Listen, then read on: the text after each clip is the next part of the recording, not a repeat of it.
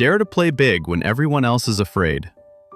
Every generation is given one defining moment to change its destiny, but that moment never arrives in times of calm. It is always disguised as chaos, crisis, and the screams of fear. In 2025, a financial earthquake is quietly spreading across the world. Inflation remains high. U.S. government bonds are maturing at an unprecedented scale. Real estate markets are frozen.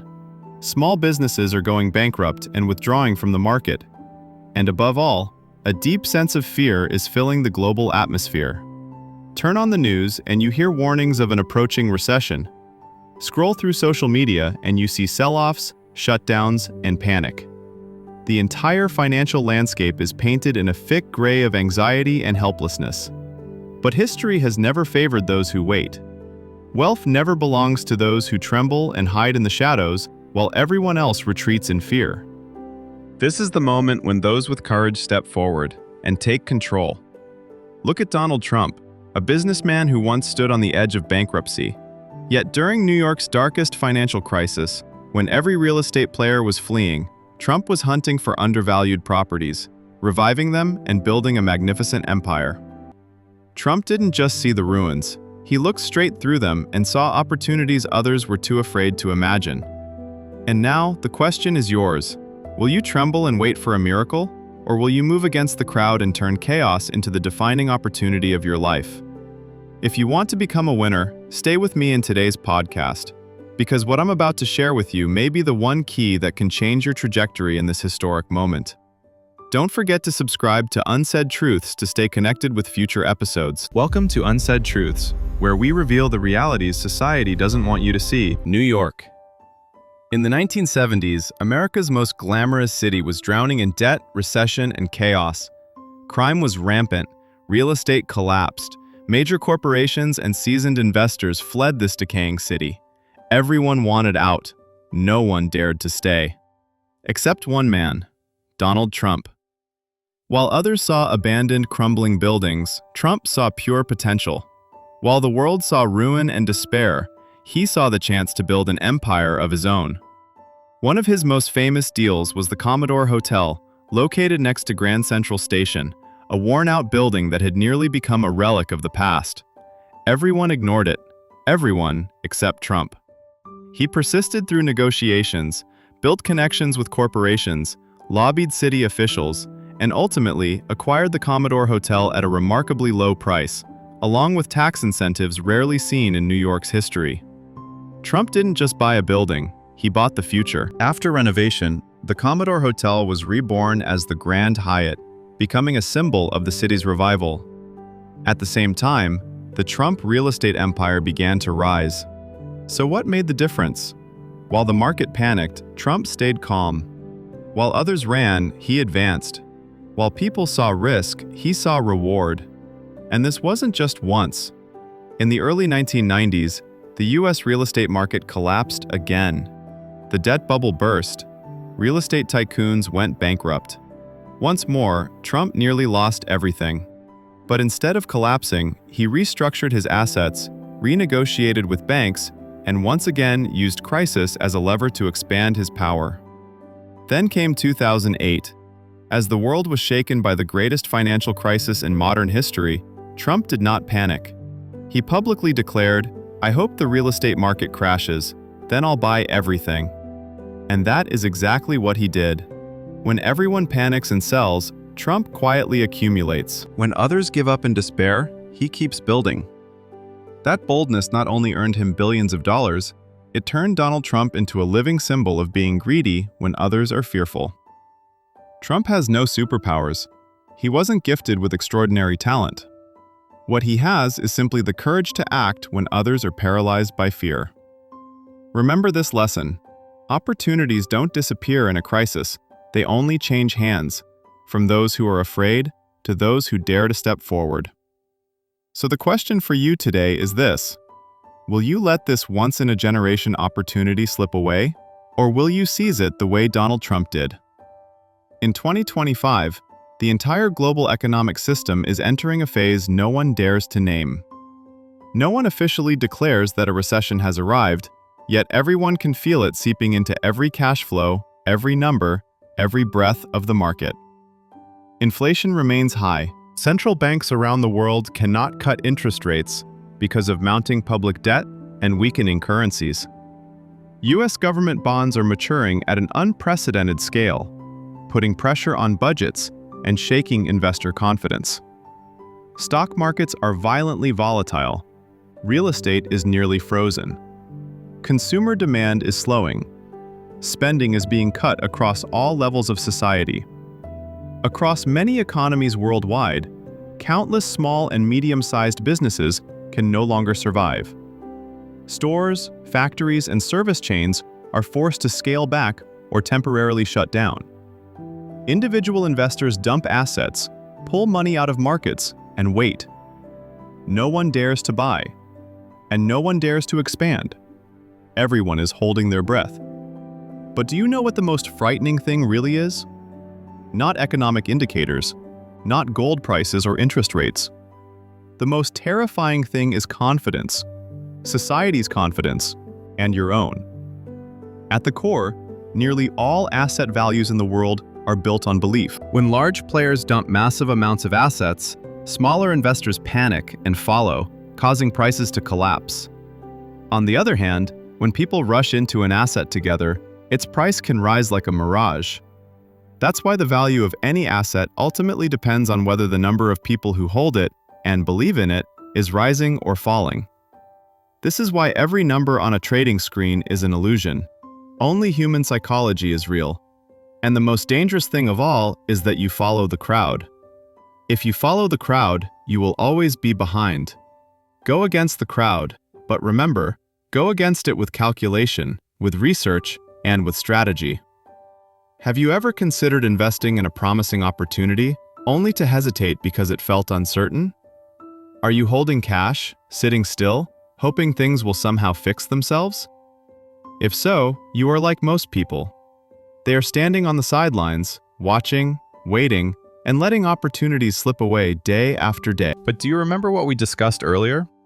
In 2008, the US stock market plunged nearly 40%. Everyone said it was over. Yet just 2 years later, the market rebounded by more than 60%. Those who bought during that blood-soaked moment multiplied their wealth many times over. And it wasn't just in the United States. After the 2008 collapse, many markets around the world experienced powerful recoveries within a short period. Those who had the courage to buy while the crowd was selling completely changed their position in just one cycle. You see, the fear of the crowd is a hidden asset for those who know how to recognize it. And now, the crisis of 2025 is opening a new door. Once again, opportunity is quietly changing hands. Will you let it pass by, or will you act? In every crisis, people ask the same question: how do you know when the right time to act has arrived? And the answer is simple. There is no such thing as a perfect moment. There is only the moment when you are brave enough to decide. Donald Trump didn't wait for New York to recover before investing in the Commodore Hotel. He stepped in while the city was still buried in debt and darkness. If he had waited until everything felt stable, the opportunity would have disappeared long ago. So what kind of mindset allowed Trump to act when everyone else was afraid? That mindset can be distilled into 4 unchanging principles. First, contrarian thinking. When the crowd is terrified and selling, when the news is flooded with dark headlines, that is precisely when you must remain calm. Instead of asking what everyone else is doing, ask where true value is being mispriced. Even the richest person in the world cannot win by chasing the crowd. But those who understand herd psychology can turn collective fear into personal opportunity. Second, focus on core value rather than surface appearances. A dirt-cheap property can be pure gold if it sits in a strategic location. A company in decline can be a rare opportunity if its product and its team remain strong. Trump could see a ruined hotel, but he didn't focus on cracked walls or torn carpets. He saw an irreplaceable location next to Grand Central Station. In times of chaos, don't stare at the surface picture. Examine the foundation of value beneath it. Third, control fear with data and planning. Playing big does not mean acting blindly. Trump didn't enter the Commodore deal on emotion. He negotiated tax incentives. He secured financial partners. He built scenarios to anticipate every major risk. And you should do the same. Don't act on impulse. Gather data. Analyze risk. Prepare a plan B and a plan C. With preparation, fear turns into clear-headed caution. Without preparation, fear turns you into someone who quits. Fourth, maintain a long-term vision that rises above the present. If you only look at today, everything appears to be collapsing. But if you look 5 years ahead, you begin to see rebuilding opportunities. Trump didn't build the Grand Hyatt to flip it for quick profit. He built it as a launchpad for his entire real estate empire. Likewise, when you invest or expand during a crisis, don't focus only on short-term gains. Imagine where your creation will stand once the storm has passed. Vision is the strongest weapon against fear. In summary, the mindset of playing big is built on going against the crowd, anchoring decisions in real value, managing risk through preparation, and always keeping a long-term perspective. This is the mental map every entrepreneur and investor must internalize to survive and rise during dark times. But the right mindset alone is not enough. In times of chaos, those who act faster will win. And next, we'll explore 3 practical strategies used by wealth builders like Donald Trump. Strategies you can begin applying starting today. First, actively hunt for undervalued assets. When markets panic, asset prices are often pushed far below their true value, and that is the opportunity. If you are an entrepreneur, pay attention to commercial spaces, factories, and retail locations being leased or transferred at discounted prices. If you are an investor, look for strong companies whose stocks are being dumped simply because of herd psychology. Remember this: low price does not mean low quality. Low prices are often nothing more than the product of fear, and those who know how to hunt in fear are the ones who harvest the most when markets recover. Second, expand your market share while competitors retreat. In times of crisis, many businesses slash budgets, cut advertising, and withdraw from the market. And that is exactly when you must step forward. With fewer competitors, customer acquisition costs decline.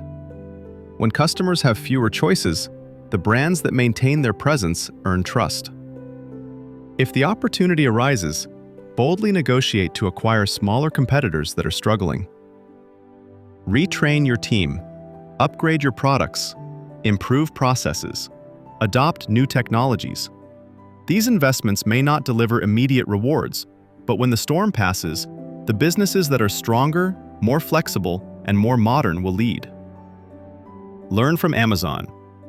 In the early 2000s, when hundreds of tech companies collapsed, Amazon did not retreat. It continued investing in infrastructure, expanding logistics, and ultimately rose to become a global giant.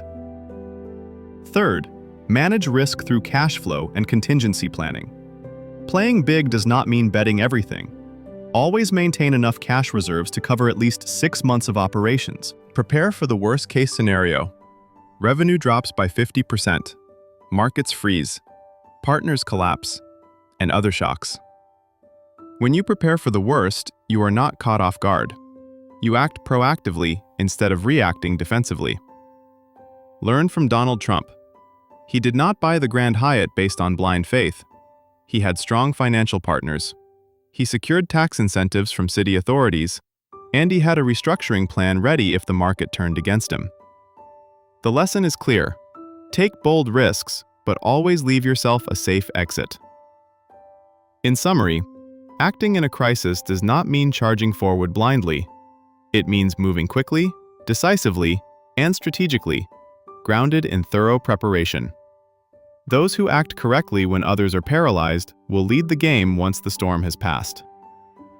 But no matter how compelling theory may sound, it is only a passing breeze without real-world proof. So let's look at vivid examples of individuals and companies that dared to act when the world pulled back and succeeded spectacularly. First, Warren Buffett, the greatest example of being greedy when others are fearful. In 2008, when Wall Street was in panic, when banks were collapsing one after another, when US stocks were in free fall, no one dared to invest. No one, except one man. Warren Buffett invested $5 billion in Goldman Sachs at a moment when the market believed the bank was on the brink of collapse. He also bought major stakes in Bank of America while others were selling in fear. Just a few years later, when the crisis had passed, those investments generated billions of dollars in profit for Berkshire Hathaway. Buffett famously said, "Be fearful when others are greedy, and greedy when others are fearful." And he didn't just say it, he acted on it, and he won. Second, Airbnb and Uber, the children born from crisis. In 2008 to 2009, as the global economy plunged into severe recession, two small names appeared for the first time: Airbnb and Uber. When job markets froze and people needed extra income, Airbnb offered a way to earn money from spare rooms. When traditional taxis were chaotic and inefficient, Uber created a simple, convenient, and transparent alternative. No one believed these new models could survive a crisis, yet it was precisely that chaos that created ideal conditions for these young startups to reshape global consumer behavior. Today, both are companies valued at tens of billions of dollars. Third, small businesses around the world that adapted at lightning speed during recent crises. When the pandemic erupted, millions of businesses shut down, millions lost their jobs, and markets nearly froze. Yet, in the eye of the storm, a small number of people acted differently. Some shifted to online sales to keep cash flowing. Others changed products to meet new societal needs. Some moved their entire business models into the digital world and expanded beyond borders. These people are not more special than you. They differ in only one way. They acted while others were afraid.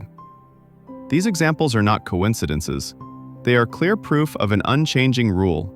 In every crisis, there are always winners, if they are clear-headed and courageous enough. History has never lacked opportunities.